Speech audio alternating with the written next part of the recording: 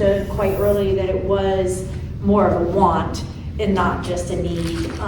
And I was always interested in finance and money, even when I didn't have any. So what I did was, I learned young in the real life, dealings with, but then I went to school. I have a master's in business administration, which is an MBA, and it just solidified everything about finances that I'd already loved and that I'd experienced and done myself throughout the years. Basically, the financial trajectory that I was on was not very high, right? Because I started out with not being able to pay our bills. So I wanted to, so if I would continue at that level as an adult, that's not how I wanted to be. So I said, what can I do to change that trajectory to take me up to another level? And so I did things like, I studied hard in school, I got educated, I did my own research on things. I found out, I asked people, because back then we didn't even have the internet, so I would ask people and learn as I went along, And so part of that was my journey, I guess my financial journey. So, and one of the reasons I'm really passionate about your guys' age is that, first of all, I have 3 daughters, she's my youngest, and I just felt like I wanted them to have a base of understanding, because when you get in the real world, finance is one of those things like, listen, we'll make a lot of mistakes in our lives, right? We will, everybody will make mistakes in our lives, but with finance, things that you don't know and mistakes you make can stay with you for decades, right? Meaning that if you make a bad decision when you're 20, you may have to be paying that off for 20 years. So it's really, really important to get a good base at your guys' age so you don't make the same, mistakes that so many adults make. And honestly, even the adults,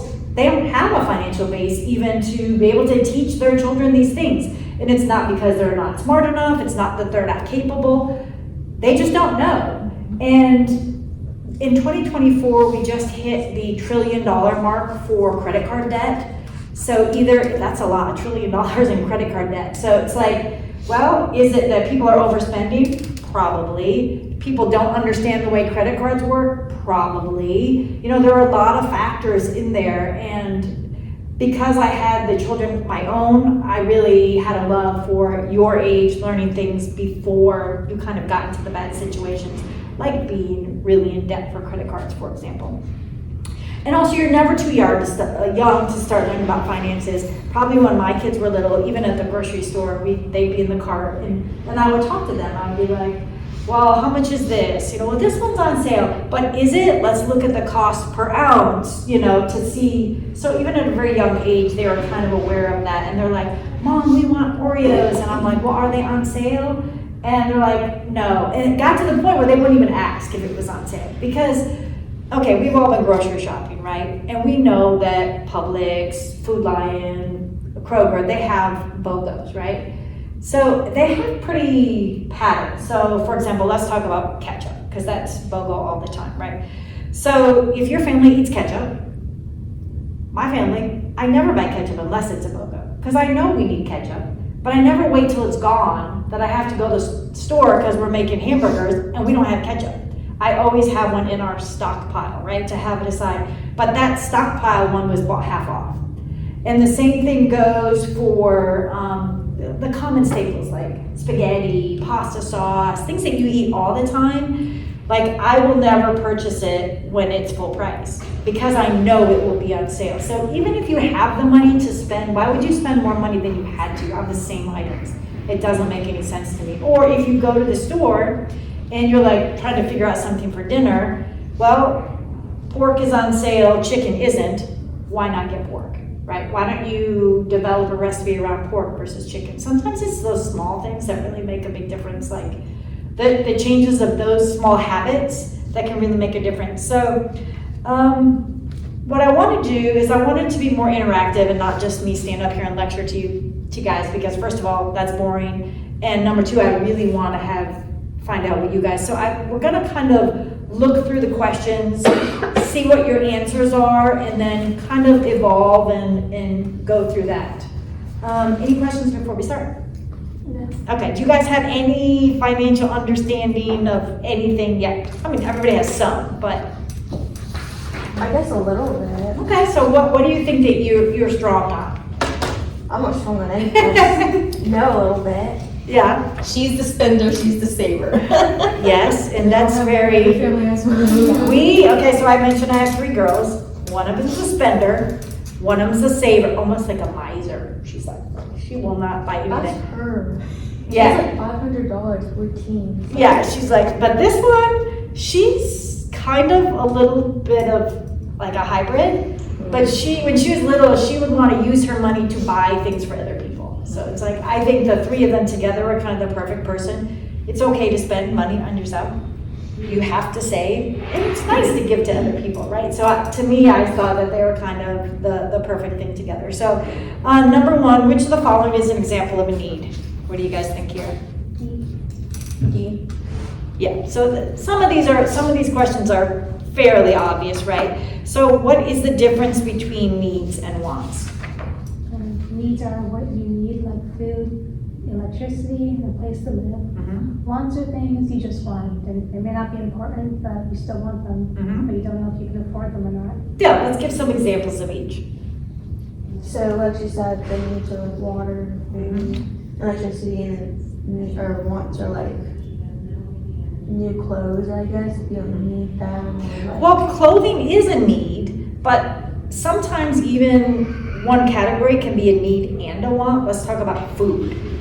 Food, obviously a need, right? yeah, But a high-end restaurant or fast food, is that a need? no.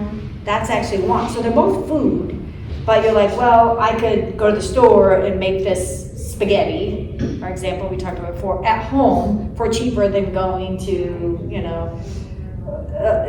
not even an expensive restaurant. Let's say you even go to Olive Garden, right? Which is not expensive as those goes, but still expensive. Way more expensive than getting it at home. So basically, I think understanding needs and wants, and there's nothing wrong with having wants and even saving for things and wanting things. The difference is just understanding that I have to have this, I need this, and to know that that's not most of the time true, right? Clothing, food, water, shelter, sleep, and your health and safety. Those are generally considered. And some of the examples I gave on that little sheet there was concert tickets for wants, vacations, fast food, designer clothing, even cable, honestly. That's not even a streaming, that's really a want. It's not a need. All right, let's look at number 3. What is the difference between gross income and net income? I don't know. That's okay, that's why they're here. Do you know? No. Okay. Gage, do you know? Okay, let's see if you remember. I'm gonna put her on the spot.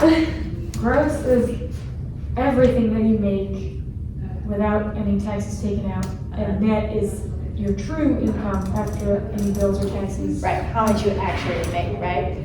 So do either of you have a job No. or get paid to all like allowances or whatever, but your mom probably doesn't take out taxes on you, but in general, when you work, let's say you work at Dunkin' and you make $10 an hour, right?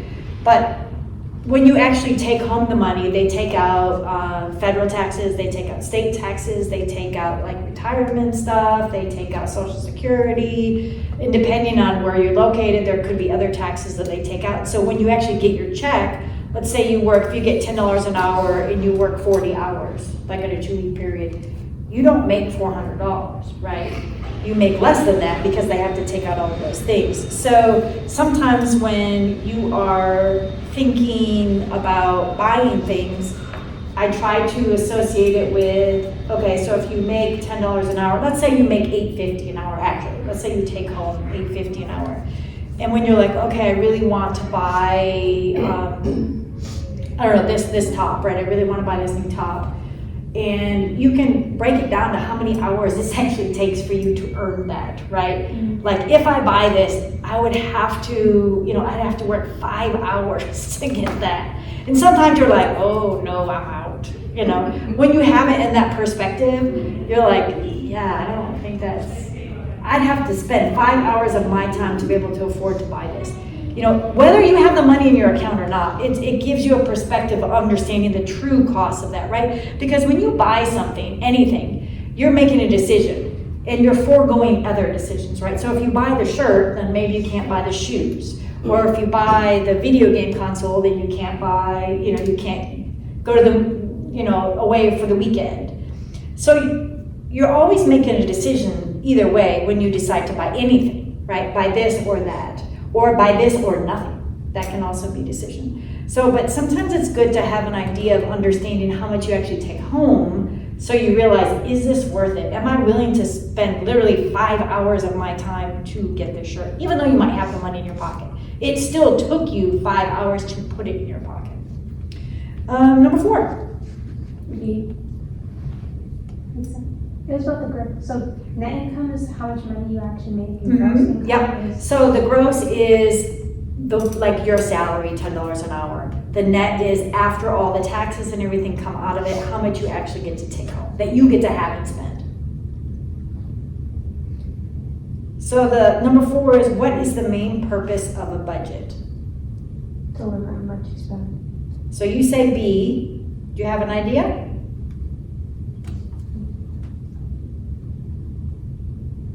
I have to agree with you. You say B.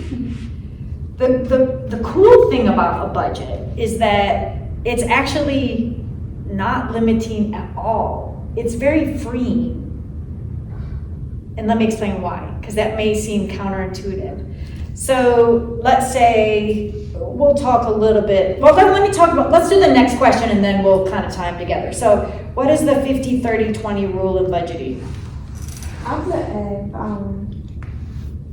Any ideas? Did you take one? You should grab one of them. Yeah, right? Yeah. 50, 30, 20? Yeah, 50-30-20. So what's your guess? Again, I have to agree with A. A seems more, I guess, reasonable. Actually, we're going to say the answer to 4 was A, to track all your expenses and income. And the answer to 5 is D, 50% to needs, 30% to wants, and 20% to savings. So I kind of want to, now that we've said that, I want to switch back to number 4 to describe why, because it does seem counterintuitive that normally a budget, people think that that's limiting. Oh, that's not in my budget, that's not in my budget. But think about this, you have D, 50% for needs, 30% for wants, and 20% for savings. Listen, for you guys, you have needs, but the amount that you have to pay for needs is probably little, right? She has a job, but I mean, I pay for her housing, I pay for her food, you know what I mean? These are needs, you know, that she doesn't have to pay for even though she has a job, right? She pays for them. But and then the key is that second part, 30% in wants, right? So budgeting says, I've got 30% to get whatever I want.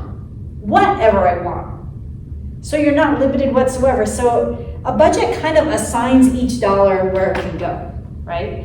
But within that frame, you can do anything you want with it. So it's complete freedom within that time period. It is a budget, meaning that it's constriction of just that percentage. If we use, let's say $100, just so it's easy numbers, right? So $50 would go to needs, right? $30 would go to wants. It's a very low amount for, you know, just for an example. Or let's do 1,000, so it's a bigger number, I guess. 500 would go to needs, 3,000 would go to wants, and let's say this is a month. Though that's a lot of money for somebody to be able to have as a teen or a tween. And 2,000 for savings. So within that wants category, it's unlimited within your category, right? There's nothing that says you can't buy that, you can buy that. It's a want. If you want to buy something really stupid, you've already set that money aside for something stupid. So you don't need to feel bad about buying it because you've already earmarked the money for that. Not something stupid, but you know what I mean? Something you wanted. So it's not like, oh, I really shouldn't do this. You know, you can because you have the freedom to be able to do what you want within that category. So the 50% needs, like you may or may not really have a lot of needs, right, when you're younger. So my recommendation, even when my kids were working and they were like your age, maybe they started working at 15. So 15, 16, really they didn't have a lot of needs that they had to pay for themselves, right? But they did have a lot of wants, right? But they still couldn't spend more than 30% in wants. So let's say you got extra money. You're like, oh, I didn't do the needs. I didn't really spend 50%. Where do you think the rest of that money should go to? Wants. I was gonna say. Or just savings, Yeah, savings. Now, again, you've already, so it's not like you're like, I can't buy anything, I can never get that sweater. You have money allotted for it. So anything extra should always be shuttled over to savings, the savings account. And because you guys are young, the time that you have for your money to grow is, way more than we have. And it's gonna grow and really, I say, make you wealthy, long-term, right? Long-term gains. So let's look at, and this part of your little thing, the little bit of the budgeting. So I have the first one that kind of says the first thing you need to do to set a budget is to determine your income from all your sources. So it could be allowance, it could be raking the yard, it could be an actual job, it could be Christmas money, money that your grandma sent you, right? It doesn't really matter, just income from all your sources. And then you're gonna calculate it out, 50, 30, 20. Now let me preface here that I told you as a child, she always wanted to spend her money on buying gifts for people. And so our family is really, we really like giving, right? To give back. So before I even put things into my budget, I take my donation money off the top, right? After I calculate all my income, I say, I take this part and I shuttle it away, right? Because I'm not gonna spend that money. And I would recommend, I really donating your time or money has intangibles that is very incredible for your psyche, for your cortisol levels, for your dopamine. People who give money tend to feel good, right? So I think there's not just a money thing. I think it's an emotional thing, like that makes you feel good as a person. So for our family, we take it off the top. Once you do that, 50, 30, again, needs 50, wants 30, savings 20. So let's look at an example in this budget. We've got an income of $400, we'll say it's a month. $200 would go for your items of needs, and some of the examples I put down was like, for my children, they were like gas, insurance, the stuff that maybe if they had a vehicle that they would have to pay for, right? This is a need because that's their vehicle, right? Or for people who are older, their gas is always a need, right? Because their transportation is the big thing. $120 in wants, which is the 30%, and that could be anything. Could be going out to dinner with friends, could be going to the movies, could be buying a game station, could be anything you want. And then out of this $400, $80 goes to savings, and I said for emergencies here. We are going to get into kind of talking about savings and the different kinds and how to figure them out. But let's do one thing first. Let's go to number 6. And which of the following is an example of compound interest?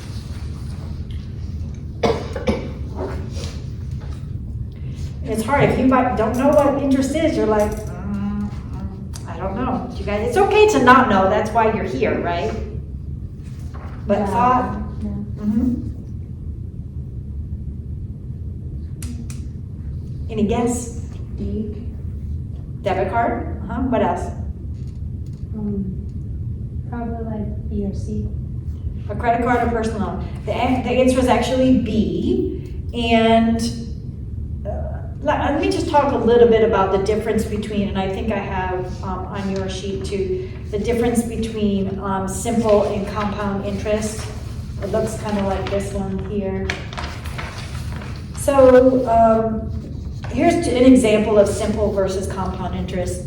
Basically, simple interest is, let's say you have a car loan and you borrow $10,000 at 5% interest rate, right? So, we'll just look at the example here. So this is an easier number. So $1,000 at 5% interest rate. for 3 years, right? So every year, 1,000 times 0.05, which is 5%, is gonna be $50, right? So it's $50 a year that you're paying in interest rate. So it's and then since it's 3 years, you pay $150 in interest. Pretty straightforward, right? So it's like the amount times the percent is equals how much you pay in interest per year, then you multiply it by how many years. Now compound interest is a little different. So same thing, we've got a 3-year term, $1,000 on 5% interest. The first year it's the same, $50. But the difference is you now owe $1,050, right? So we're talking like if this is not going to be a car loan because now they don't have compound interest, but credit card would be, for example. So $1,000, 5% interest. The next month you have a balance of $1,050, right? Because you just had that interest that was added in, or the next year I should say, because this is a year. And so now you take $1,050 times 5%, and then the next year you pay $52.50 the second year, right? So now instead of 50, you pay $52.50 for the year in interest. We're talking about a very low amount. This is $1,000 here, so. And then the third year, you start with $52.50, and then you add that in, so now it's $55.125, a total of $157.63 in total interest versus $150. $763 doesn't seem that much, but first of all, you're paying more money than you have to, and second of all, this is a very low dollar amount in a low term. So this is kind of a small example. So if you were paying interest, which would you rather pay? Simple. Right, because it's less, right? So anytime that you are paying somebody, you're hoping it's simple interest, right? But anytime you're receiving interest, let's say you have a savings account or anything like that, which one do you want it to be? Like compound? Yeah, right? You want it to be compound because this is money you're receiving, so you want it to continue to make money upon money. So you're earning interest on interest, right? That's what you want.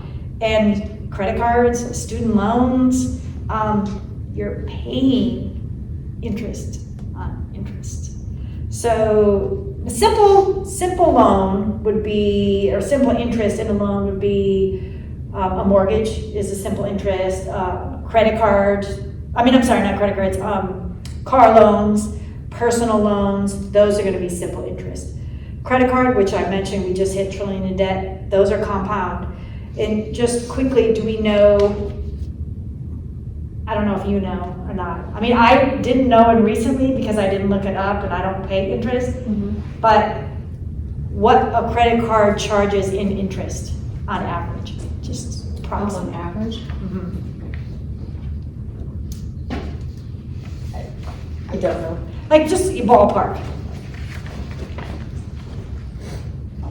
Well, I have a pretty good interest rate, which is like, it was going from 7 to 10%.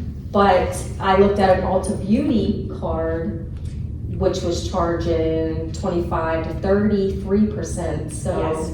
20 would be average? Yeah, I would say 18 to Okay. 25 Yeah. would be average. That's a lot. That's a lot. So that means if you charge $100, if you don't pay it off that month, you're gonna have to pay $125. That's a lot. If I'm asked one piece of financial advice, like for somebody who has a credit card, I don't know if you guys do or not, because pay your credit cards off every month. Like anytime I see like a Facebook post and they're like, just throw out one piece of advice, I always say, pay your credit cards off every month, because the amount of interest that you pay, 25%, even 18%, is ridiculous. If you think about that $100 pair of shoes you bought, you probably paid like $200 for them. Reality, when you actually add on all the interest. But the question was about compound interest, and so that would be a credit card. On these, just so you know, on a debit card, there is no interest because a debit card is actually pulling cash out of your own checking account, right? So you're not like charging anything, you're not borrowing money, you're actually just taking your own money and paying for it. A credit card, all of the other ones, you borrow money, right? Credit card, even if you borrow it for the month and pay it all off, you are still borrowing it, right? You're not having to pay for it. The moment you lay that card down, you're literally not taking money out of your account, right? You wait until it's actually due before you actually are paying for it. You are borrowing that money. All right, so let's move on to, do you have any questions about compound and simple interest? Okay. Do you Yeah. really even need a credit card? Because I'd rather spend my own money than having to work and having to use a credit card I'm and the having same to way. pay it back money. Like, I really don't even want a credit card. That's a very good question, and there is kind of a couple people are kind of split on this, right? Some people are like, no, you should not use a credit card. That is, you're spending money you don't have, and you spend more money if you use a credit card, which I have heard that. I tend to be in the other camp. If, it's a big if, you can use it in a responsible way. Meaning that if you cannot pay it off at the end of the month, you shouldn't have a credit card. Use your debit card, right? Because my credit card has cash back. So when I'm putting down, I'm getting 1%, 2%, 5% back, depending on what it is. So when I pay it off at the end of the month, like I've got a credit toward it, and I'm not gonna pay 1 penny of interest on it. So I've made money. But if you don't have the money to buy, I don't buy things I don't have the money for. So if I can't pay it off the month, it's kind of, we're going down a little rabbit hole with credit cards, which I think is kind of good though, but, so the way credit cards work is, let's say you charged $100, but you're like, well, I only had $80, and so I'm gonna pay the 80, but I'm still, I can't afford to pay the 100, I don't have enough money for the 100. And you're thinking, well, I'm paying 80, that's pretty good. But the problem is when you purchase that item, every day it was sitting there, it was compounding interest. Day one, it was 100. Day two, it was 100 plus the 25% interest. It's not a full $25 because they break it down daily, not monthly. The 25% is the annual amount, right? It's the APY, which is the annual percentage, or APR. Annual percentage rate, yeah, APR. So you would, if you divide that by 365, you'll get your daily amount. But if you take 100, then the next day it's more, the next day it's more. You don't ever see that if you pay it off. But if you don't pay the entire thing off, you are charged for every day they lent you the money, even if you paid $80 of it. Because it wasn't $80 then, it was 100. So that whole time, you're paying interest on it, and then they'll recalculate once you pay the 80, but you still paid interest on that full amount.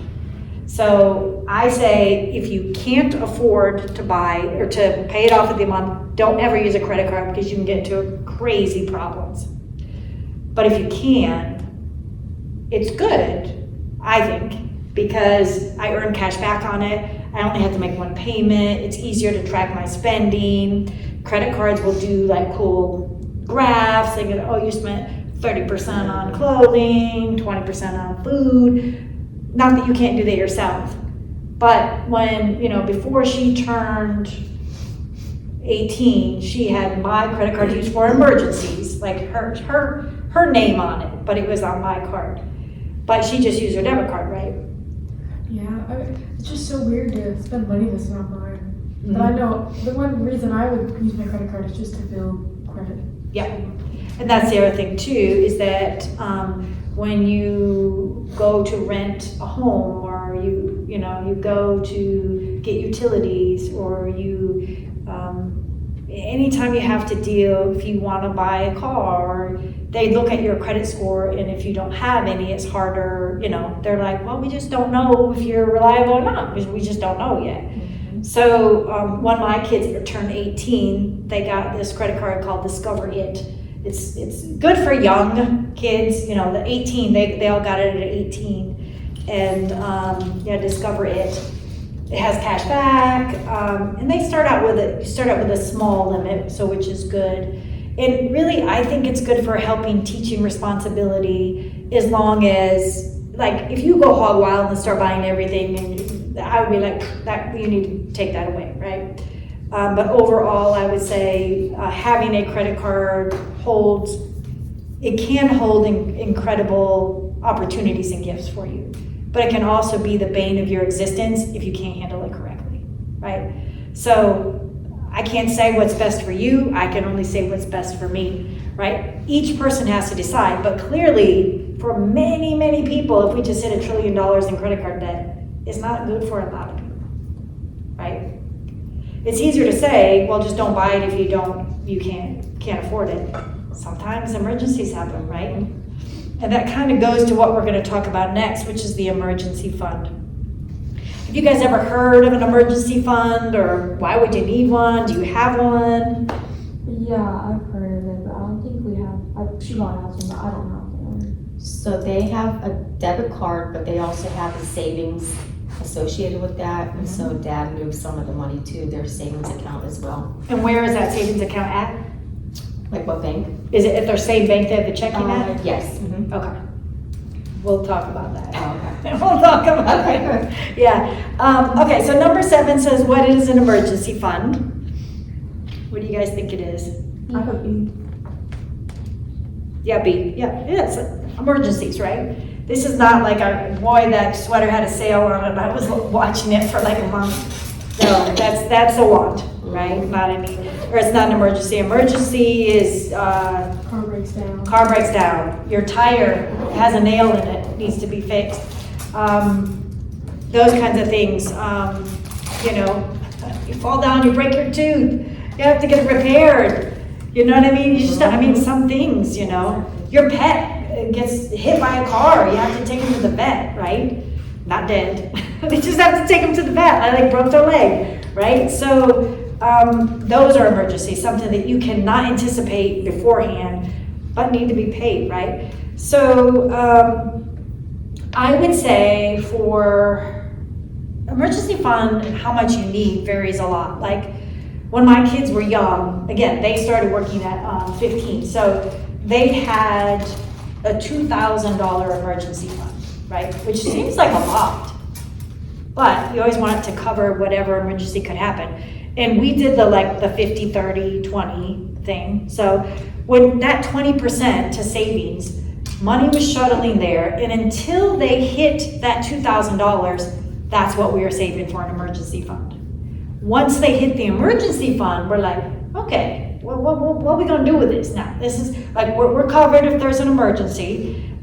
So that was $2,000. Once my 2 oldest went away to college, I pushed it to $3,000, because there's more kind of emergencies that could happen maybe, right? So we pushed it to 3, and then once they get, I have some that are out of college, so then they say 3 to 6 months of your expenses. So whatever you make, what you normally spend, 3 to 6 months, I would say. But depending if you don't have a job or if you don't have hardly any expenses, $1,000 can be fine too, right? It really depends on you as a person. But for my kids, they had consistent income with working, so I said, we're gonna put it in savings until we have $2,000. And then I've had cars. They've had, my one daughter, she cut something, I think she had 2 flat tires at the same time. So she had to replace 2 tires. And I'm like, well, that's just what we have the emergency fund for, right? But then, once you take part of it out, then you're 20%, you're like, okay, I have to replenish that again, and then once it gets beyond that, then we can do other more fun stuff with it, right? Number 8, why is it important to start saving money as a teenager? Yeah, to help pay for college or big future purchases, right? Big future purchases could be, I know it seems way, way far away, it could be retirement, It could be a house, it seems so far away, but there's so many things that, you need to buy in your lifetime. Number 9, how much of your income should you aim to save each month? Let's see. Yeah. Which one? C. Yeah, we just talked about that, the 50, 30, 20, right? So 20% would be our goal to aim for, and especially when you don't have a lot of needs, it's easier for you guys at your age to be able to save that because mostly everything is wants at this age.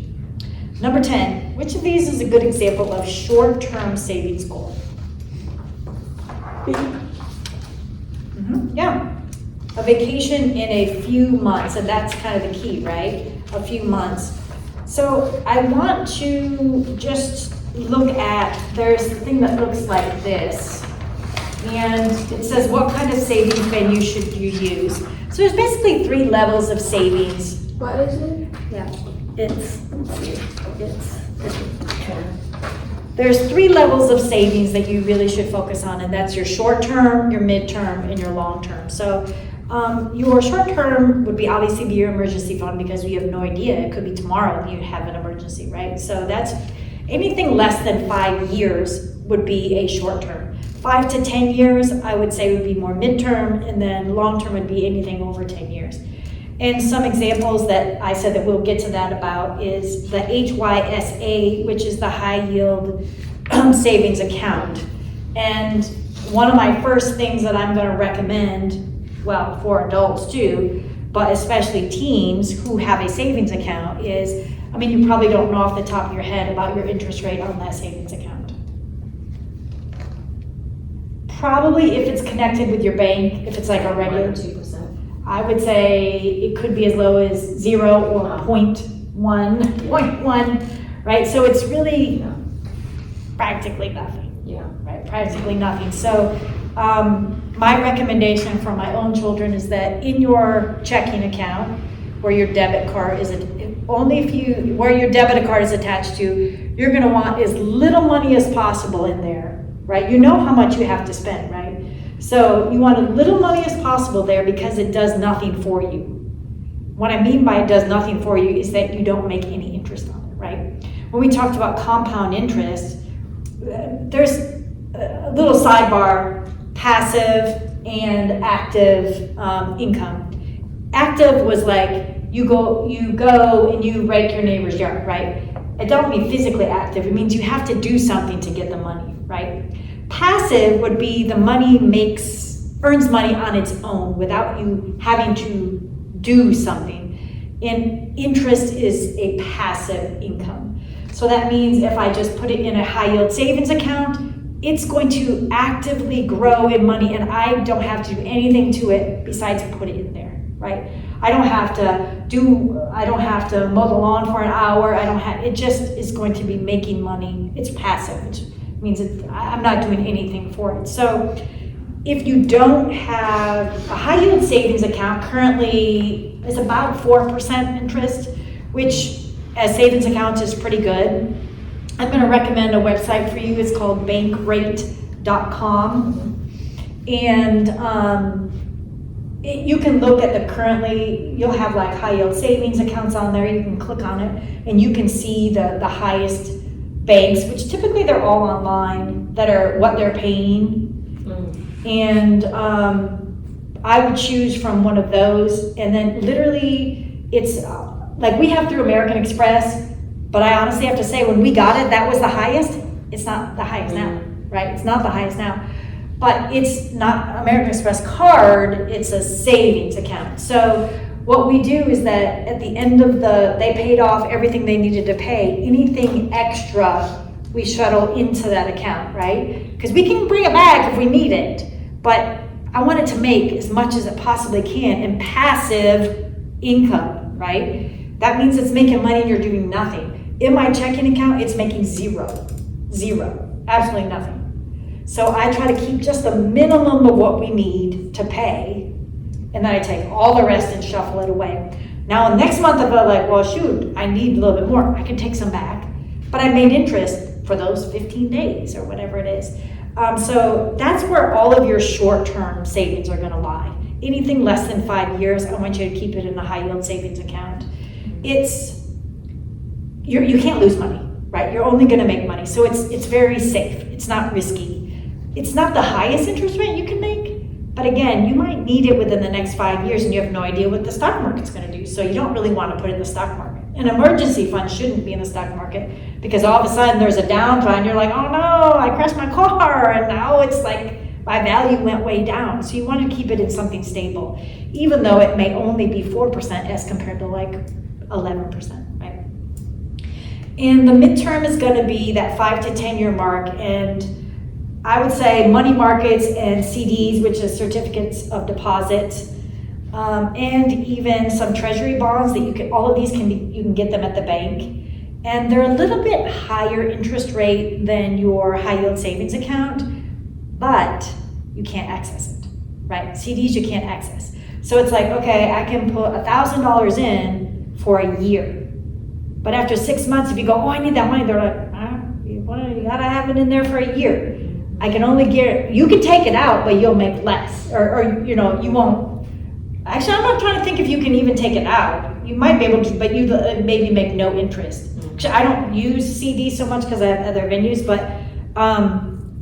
you can make more than being in a high yield savings account. And if you don't need it, again, 5 to 10 years, if it's something you don't need, it's a good place to put it for midterm.